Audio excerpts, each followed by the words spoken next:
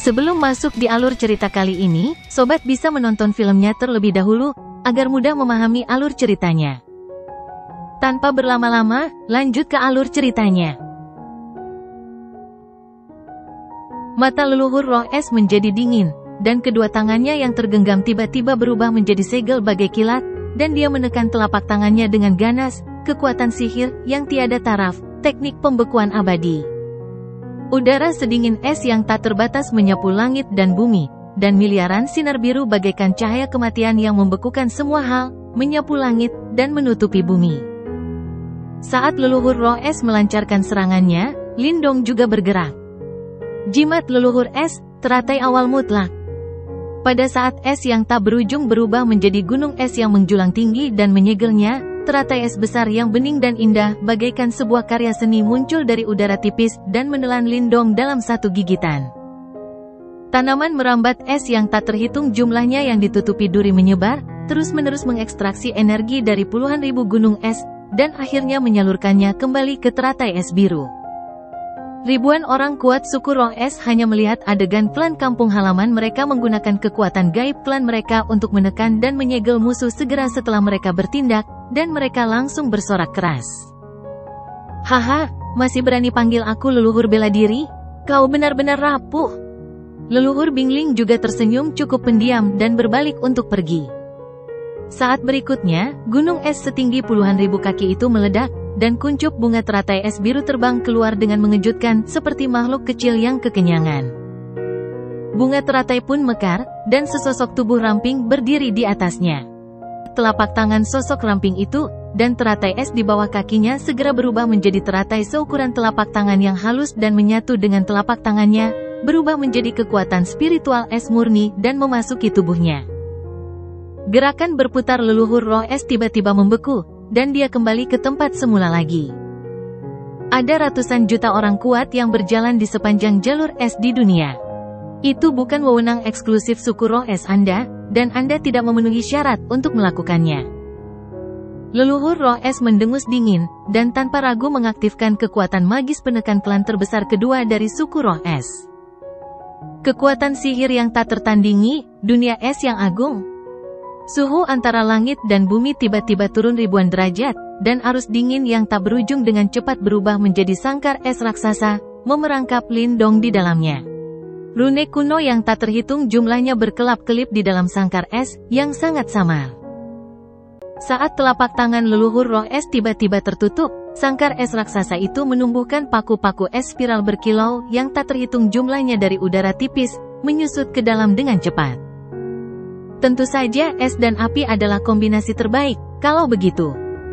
Dada Lindong tiba-tiba terasa sesak, dan sepertinya ada fluktuasi energi spiritual yang panas dan dahsyat tak berujung yang terjadi dengan gila-gilaan di perutnya, dan suhu antara langit dan bumi meningkat dengan cepat. Jimat leluhur api, napas api. Bagaikan nafas seekor naga api, magma merah tak berujung mengalir keluar dari mulut Lindong, terus-menerus menyapu arus dingin yang menerjang langit. Dua warna biru es dan merah berpadu, dan dua atribut yang sangat bertolak belakang itu bertabrakan, membuat langit dan bumi berwarna-warni aneh dan cerah. Dari waktu ke waktu, terdengar suara-suara aneh, lalu berubah menjadi kabut dan menguap. Api merah surut, es mencair, dan keduanya pun seimbang. Bagaimana mungkin dua kekuatan sihir yang tak tertandingi itu tidak bisa melakukan apapun padanya? Melihat Lindong berjalan keluar dari kabut tanpa terluka, leluhur Bingling menjadi sangat marah dan meraung keras karena terkejut dan marah. Baiklah, sekarang saatnya aku menyerang. Jurus selanjutnya tidak diajarkan oleh penguasa api, melainkan teknik jimat leluhur yang kubuat sendiri. Aku menamainya keadilan surgawi. Lindong tersenyum tipis dan mengangkat lengannya ke udara. Jimat leluhur api, keadilan datang dari surga. Terdengar ledakan keras, dan seluruh dunia es purba tiba-tiba terguncang. Di luar, sebuah bintang kecil yang sedang meluncur di atas benua Roh Es tiba-tiba berhenti dan menjadi sangat terang. Sesaat kemudian, bintang itu ditarik turun dari langit oleh kekuatan tak terlihat. Setelah mengalami gesekan berkecepatan tinggi di atmosfer, planet kecil itu berubah menjadi meteorit raksasa yang menyala-nyala dengan api yang berkobar dan membombardirnya. Meteorit itu langsung menembus langit dunia es dan menekan leluhur roh es yang menjadi pusat serangan. Dia benar-benar menyeret bintang-bintang yang menggantung tinggi di 9 langit, mengubahnya menjadi api raksasa, dan jatuh untuk menyerang musuh. Monster tak tertandingi mana yang lahir dari alam bawah? Si tua iblis salju dan beberapa orang lain yang menyaksikan proses mengerikan ini semuanya tercengang. Leluhur roh es, yang alis dan jiwanya berdebar kencang, tak sempat memikirkannya. Ia mengerahkan kekuatan spiritualnya untuk terbang sedikit lebih tinggi, dan tiba-tiba sebuah tombak es yang sangat indah terbentuk dari udara tipis. Tombak itu diselimuti rune mistis yang pekat dan memiliki cahaya biru yang pekat. Berkilat tak terkendali. Pergi. Sebelum tombak es raksasa yang melawan arus itu bisa mendekat, tombak es raksasa yang cantik itu langsung meleleh karena suhu yang sangat panas dan berubah menjadi kabut putih tebal yang kemudian menghilang. Bagaimana kamu bisa sekuat itu? Melihat bahwa kekuatan sihir terakhir yang tak tertandingi dari klan roh es masih belum mampu bergerak, leluhur roh es benar-benar putus asa. Frost Divine Armor, tunjukkan padaku. Leluhur roh es, yang tidak pernah merasakan rasa kematian sekuat itu, menggertakkan giginya dan membakar seluruh kekuatan spiritualnya dengan gila-gilaan, memanggil pertahanan terkuat yang membuat klan roh es terkenal di seluruh dunia. Cahaya biru melonjak, dan aliran es dingin yang tak berujung menyembur dengan liar dari bawah tubuh tua leluhur roh es. Kecepatan cahaya berubah menjadi selubung es raksasa yang menyelimutinya. Bentuknya sangat indah, seperti gletser berusia 1000 tahun. Padat dan dingin. Detik berikutnya, meteorit besar yang menyala-nyala yang telah membakar langit menelan lapisan es itu dalam sekali teguk, dan hanya aliran cairan merah tak berujung yang mengalir tanpa henti di langit.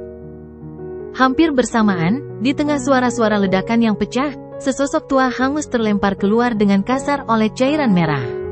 Masih ada pecahan es yang menempel di baju zirah di dadanya, dan pertahanan terkuatnya langsung hancur.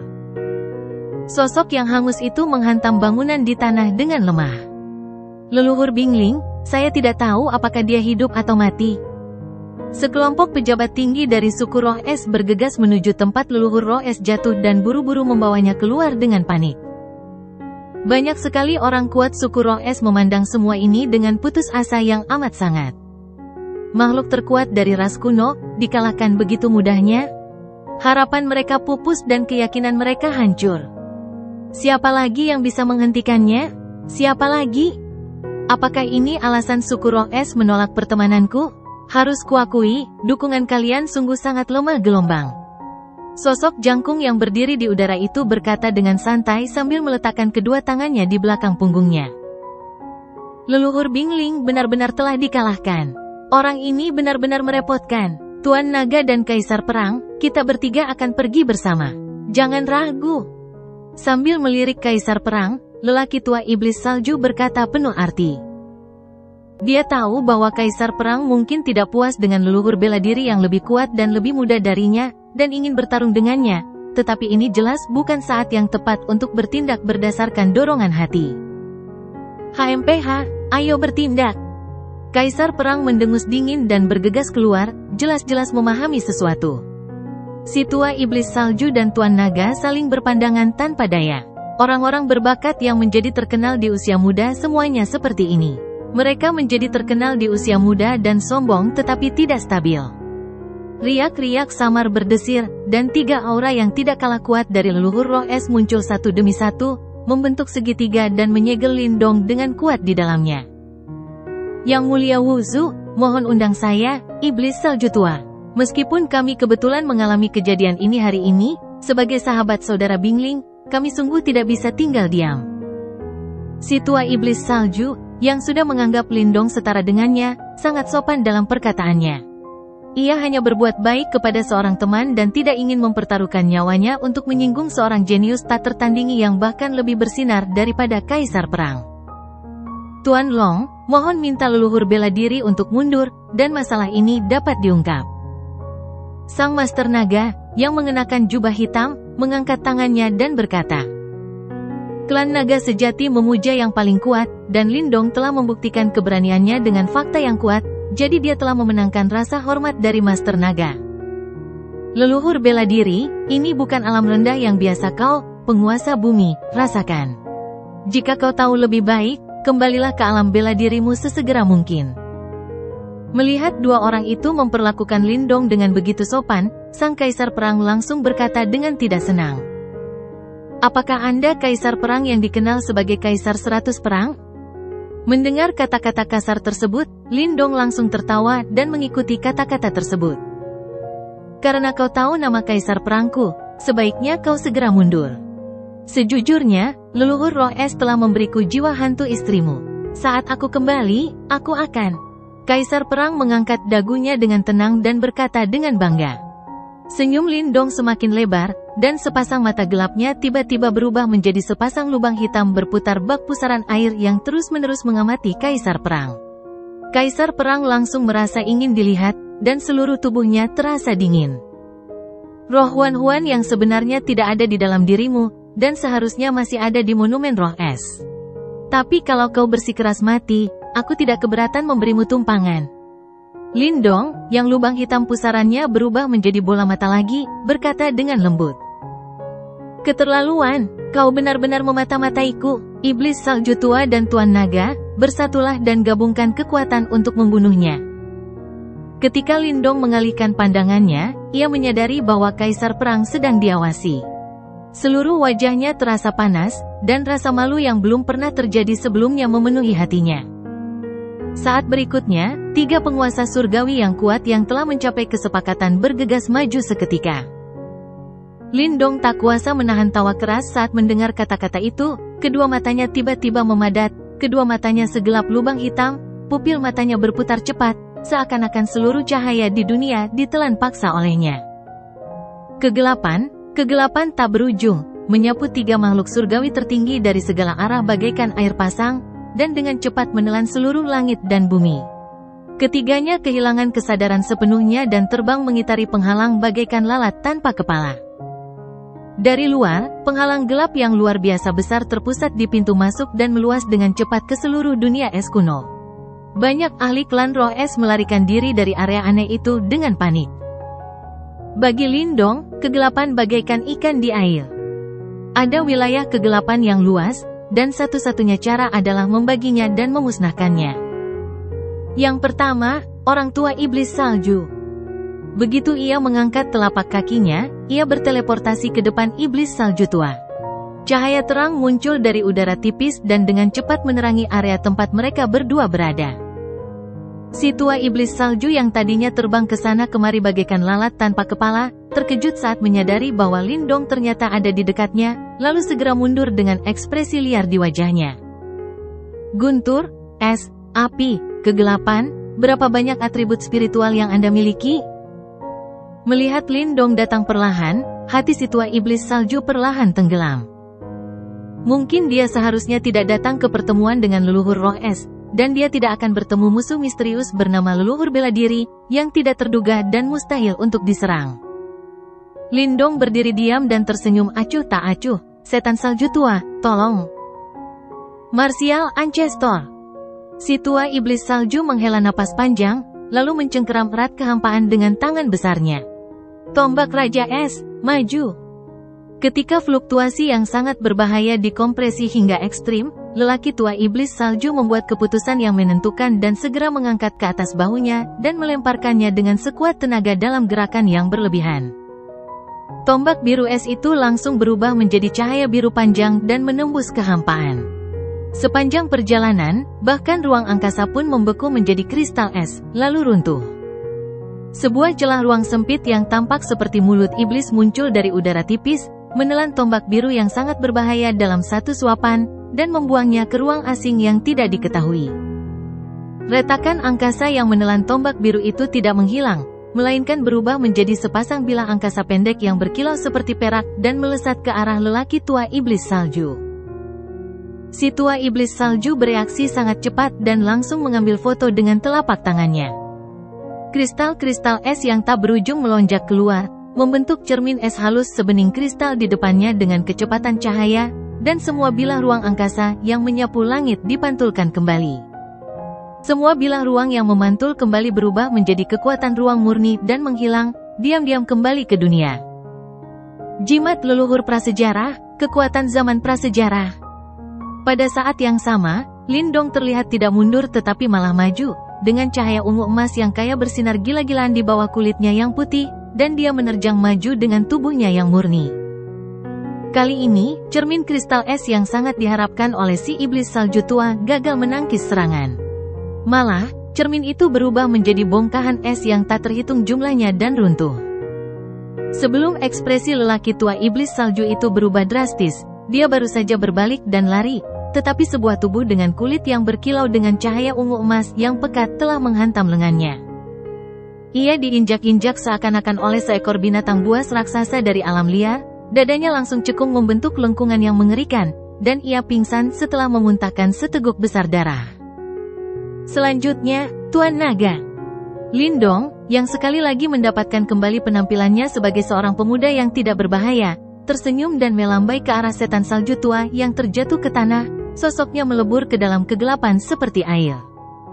Saat Lindong muncul, angin kencang bertiup di udara, dan telapak tangan naga emas yang ditutupi sisik melewati tubuhnya secepat kilat. Kau sudah lama menggunakan kekuatan spiritual gelap untuk menciptakan penghalang aneh ini sebelum kau datang menemuiku. Kau tak boleh menyia-nyiakan kesempatan berharga ini. Dengan kata lain, setidaknya satu dari kita bertiga sudah kalah, jadi siapa yang akan tereliminasi lebih dulu? Seluruh tubuh Lord Long menegang dan dia menatap Lindong seakan-akan sedang menghadapi musuh yang tangguh. Terlalu pintar itu tidak baik. Soal siapa orangnya, Tuan Long akan tahu nanti.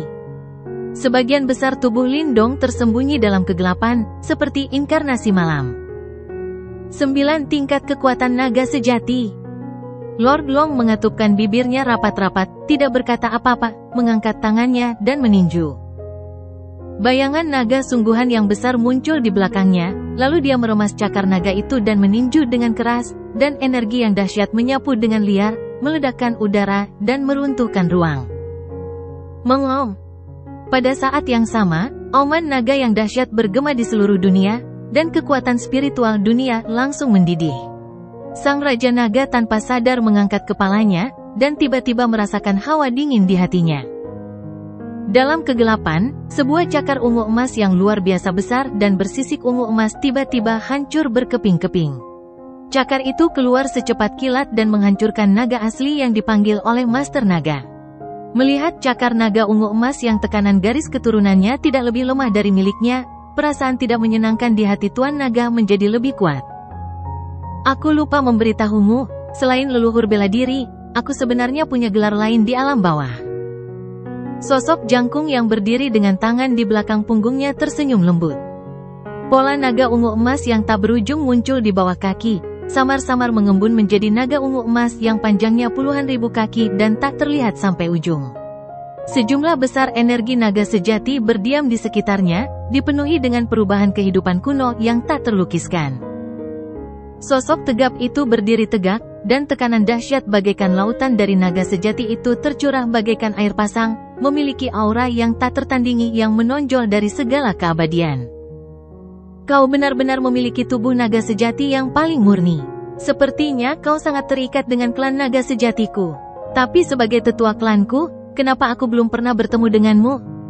Kau berasal dari alam Tiangxuan. Tubuh naga sejati ini juga seharusnya diperoleh dari klan naga Tiangxuan.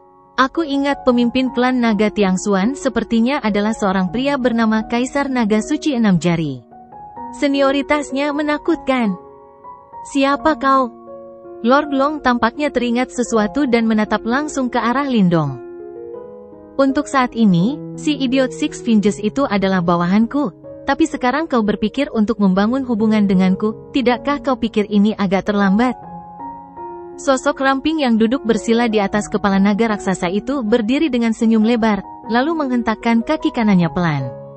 Naga ungu emas yang kuno dan agung di bawah kakinya langsung meraung, berubah menjadi semburan ungu emas yang memenuhi langit, dan melesat turun secepat kilat.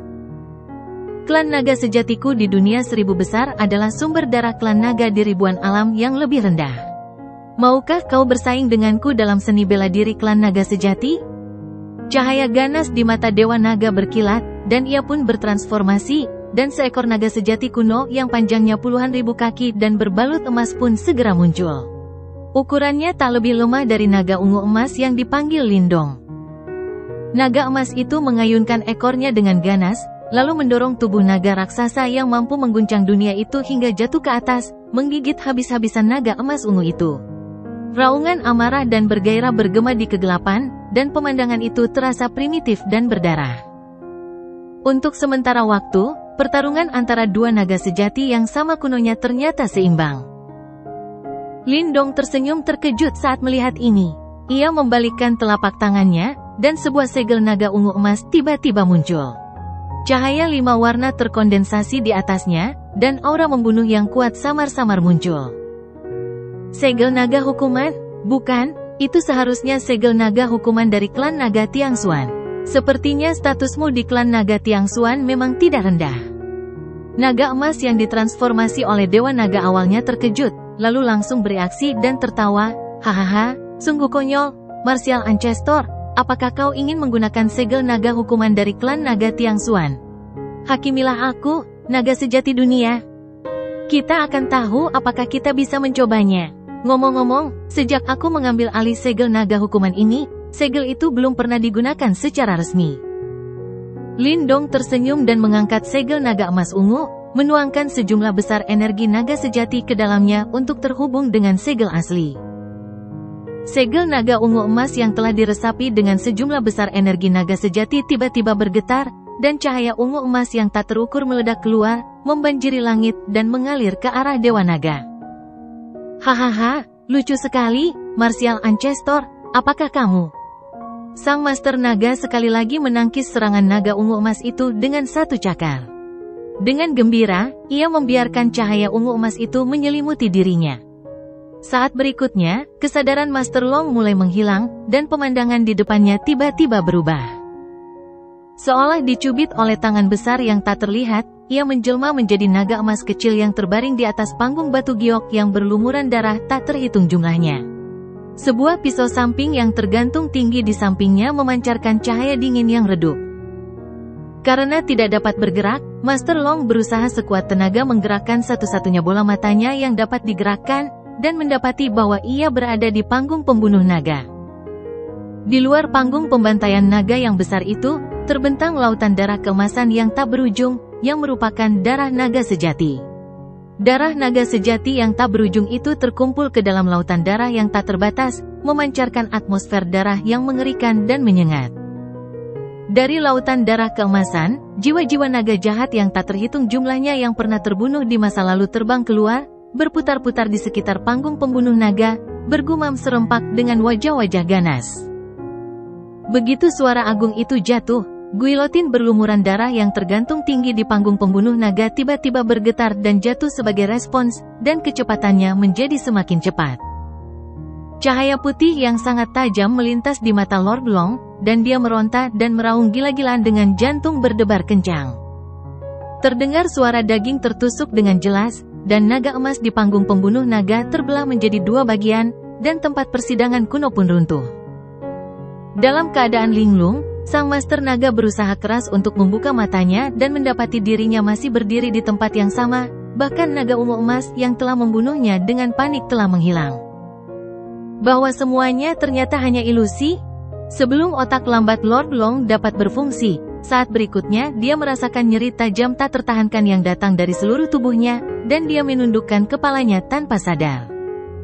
Bekas panjang menembus seluruh perutnya, ujung halus dan bersih, dan di dalamnya terdapat tulang dan daging putih yang sedikit menggeliat. Ternyata itu bukan ilusi.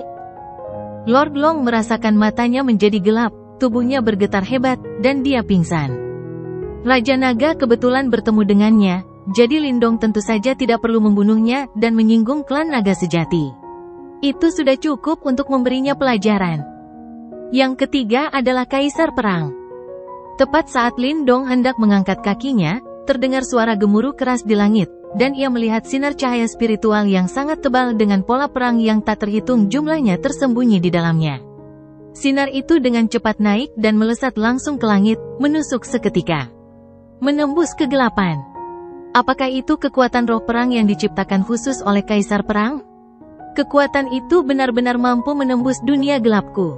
Sepertinya penerus Taoisme Kaisar Perang ini cukup mumpuni. Lindong mendongak seolah merasakan sesuatu, dan menatap sorotan semangat juang itu dengan penuh tanda setuju. Kekuatan spiritual perang diciptakan oleh Kaisar Perang dari 9 kaisar kuno. Ia memadukan kekuatan spiritualnya sendiri dengan semangat juangnya untuk membentuk kekuatan spiritual unik dengan daya tempur yang luar biasa dahsyat. Di dalam dunia es kuno, dunia gelap yang melanda separuh dunia runtuh. Kegelapan berangsur-angsur surut, dan pemandangan di lapangan perlahan-lahan muncul di mata para ahli klan roh es yang tak terhitung jumlahnya, dan hati mereka tanpa sadar tenggelam. Adegan yang awalnya dibayangkan semua orang, yaitu 3 lawan 1, si tua iblis salju dan 3 dewa surgawi bersama-sama menghancurkan Lindong, tidak muncul. Hanya Kaisar Perang dan Lindong yang saling berhadapan di udara. 2 makhluk kuat, iblis salju tua dan dewa naga, memejamkan mata dan ambruk ke tanah. Jika dada mereka tidak naik turun sedikit, mereka pasti sudah dianggap mati. Saudara iblis salju, Tuan Naga. Leluhur roh es yang baru saja terbangun samar-samar hampir pingsan lagi saat melihat ini. Bisakah Kaisar Perang mengalahkan leluhur bela diri dan menyelamatkan klan kita? Banyak sekali orang kuat suku roh es yang menatap pemandangan ini, merasa cemas dalam hati mereka. Tinggi di langit. Kau memang mengalahkan iblis salju tua dan dewa naga, tapi itu tak masalah. Aku sudah lama ingin bertemu denganmu sendirian, untuk menambah prestasi lain dalam catatan gemilangku sebagai Kaisar 100 pertempuran. Sang Raja Perang melirik kedua sosok di tanah dan menatap lawan-lawannya dengan niat bertarung.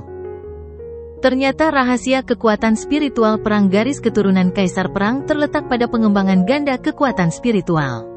Sambil mendalami kekuatan spiritual, ia juga dapat mengasah semangat juangnya sendiri sebagai seorang minor master formasi tempur. Dengan cara ini, kekuatan spiritual dan semangat juang dapat berpadu sempurna. Dan kemudian membentuk semangat juang. Lindong mengabaikan provokasi Kaisar Perang dan berkata pada dirinya sendiri. Pengembangan spiritual ganda, bagaimana kau tahu rahasia ini? Akan tetapi, ekspresi Kaisar Perang berubah dan dia memandang Lindong seolah-olah dia sedang menghadapi musuh yang tangguh. Sebenarnya tidak sulit untuk menumbuhkan kekuatan semangat juang dari seri Kaisar Perang. Itu tidak lebih dari sekadar menjadi ahli formasi pertempuran sambil mengambil jurusan kekuatan spiritual. Setelah memasuki alam tertinggi dan mencapai tubuh Dharma tertinggi, mengandalkan tubuh Dharma tertinggi melalui metode rahasia untuk membuka ruang master yang luas, memungkinkan sejumlah besar pasukan elit ditempatkan di dalamnya, yang setara dengan membawa pasukan elit bersama Anda. Inilah operasi dasar seorang master formasi pertempuran. Murid-murid garis Kaisar Perang, melalui status mereka sebagai ahli formasi tempur, dapat menyempurnakan semangat juang pasukan kapan saja dan di mana saja, memadukannya dengan kekuatan spiritual mereka sendiri, lalu membentuk semangat juang yang unik. Dengan kata lain, setiap murid dari garis Kaisar Perang adalah ahli formasi pertempuran yang sama sekali tidak lemah. Mereka tidak perlu memiliki kekuatan spiritual setingkat, tetapi setidaknya mereka harus mampu dengan mudah memurnikan jutaan atau bahkan puluhan juta pasukan dengan semangat juang. Misalnya, Kaisar Perang saat ini adalah seorang ahli formasi pertempuran tingkat 1.000.000, sebanding dengan pusat kekuatan tertinggi di bumi, dan kekuatan spiritualnya setara dengan Sekte Jimat Agung dari alam Tiangsuan, dan seorang Grandmaster tingkat tinggi di dunia. Tentu saja karena, saya juga seorang kultivator spiritual. Lindong tersenyum lembut saat mendengar ini, dan tiba-tiba mengepalkan telapak tangannya. Kekuatan spiritual bagaikan laut yang agung terus-menerus menyapu keluar dari tubuhnya, dan di bawah sorotan mata langit yang terkejut, ia berubah menjadi raksasa putih perak yang berdiri tegak. Raksasa putih perak, yang sepenuhnya terkompresi oleh kekuatan mental yang terwujud, tingginya mencapai 10.000 kaki. Setiap gerakannya memancarkan gelombang mengerikan yang dapat menghancurkan dunia. Tingkat kultivasi jiwamu benar-benar telah mencapai tingkat pertama Grandmaster abadi? Melihat raksasa perak yang berdiri tegak di langit dan bumi, Kaisar Perang tak bisa menyembunyikan keterkejutan di matanya. Bukankah ini berarti ia telah sepenuhnya dikalahkan oleh leluhur bela diri? Sebagai seorang Grandmaster senjata spiritual abadi, saya juga seorang Grandmaster abadi tingkat pertama dalam kultivasi spiritual. Saya bukan orang yang hanya iseng seperti Anda. Lindong melirik Kaisar Perang dan berkata dengan tenang, "Raksasa psikis, hancurkan dia." Tinju kanan raksasa perak itu tiba-tiba menghantam dadanya, dan tangan peraknya bergerak acak di kehampaan. Kekuatan angin dan guntur yang dahsyat dengan cepat memadat menjadi pedang suci perak setinggi 1000 kaki. Raksasa putih perak setinggi 10.000 kaki itu mengangkat tinggi pedang suci putih perak, dan menyerbu seperti seorang ksatria disiplin kuno di tengah penghakiman yang keras dan fanatik. Memangnya kenapa kalau tingkat kultivasi jiwanya adalah tingkat pertama dari Grandmaster abadi? Tingkat kultivasi tidak pernah bisa mewakili kekuatan tempur. Kekuatan magis Kaisar Perang, tinju spiritual Kaisar Perang. Setelah Kaisar Perang mendengus dingin, dia mengangkat tangannya dan meninju.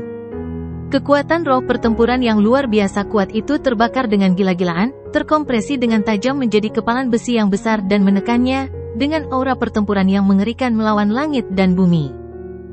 Sebagai salah satu yang terbaik di antara banyak orang suci kuno dan makhluk kuat di dunia, kekuatan magis Kaisar Perang sendiri merupakan eksistensi mengerikan yang sebanding dengan kekuatan magis tingkat pertama yang tak tertandingi. Raungan memekakkan telinga terdengar, dan lingkaran riak kekuatan menyebar dengan liar. Tinju spiritual Kaisar Perang terbelah berkeping-keping oleh pedang raksasa perak itu, dan sekali lagi melilitnya tanpa takut mati. Kalimat ini agak menarik. Kultivasi tidak pernah bisa mewakili kekuatan tempur. Saya sangat setuju dengan ini. Melihat Kaisar Perang yang terjerat erat oleh raksasa spiritual, Lindong tersenyum lebih cerah. "Keluarlah, naga fantasi."